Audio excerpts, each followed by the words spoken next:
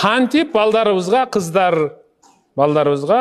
Куран жаттатабыз? Мына маселе.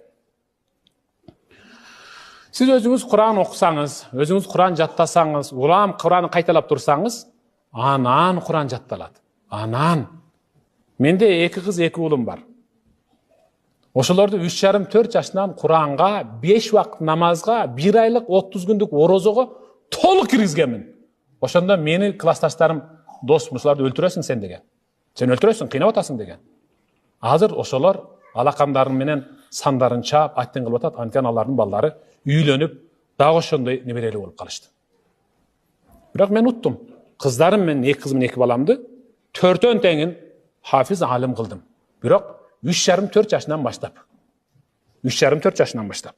Эгерде сиз бүгүн 7ге толгон кызыңыз менен уулуңузду уктай берсин, тургузба деп багымдатка тургузбадыңызбы? Ал 70ге чейин ошентип жатат эми. Бүгүн тургузсаңыз, демек ал турат.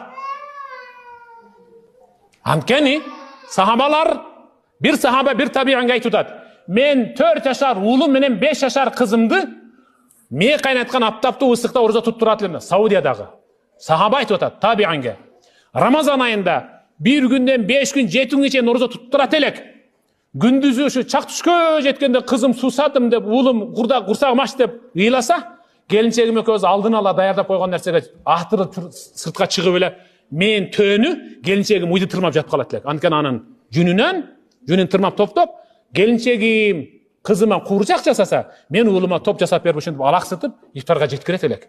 Бул 1 күн, 2 күн, 5 күн, 7 күн андан кийин эми оозуңарды ача бергиле. Болду, жетиштүү деп оозун ачтырып коет элек дейт. Аны түшүнбөгөн табиан бир жума орозо туруп кайра ооз ачырып бергенге эмне десе, сен түшүнбөдүң.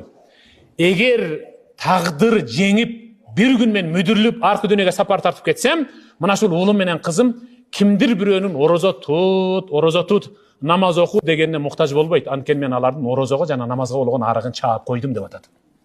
Bugün siz үйдө telefon çukulap TikTok'tu tamaşa kılgandan göre үйдө önüңüzü büyük kötörüp je telefondan үнүн büyük kılıp kıska süreleri jattata berseniz, alар jattayt inşallah.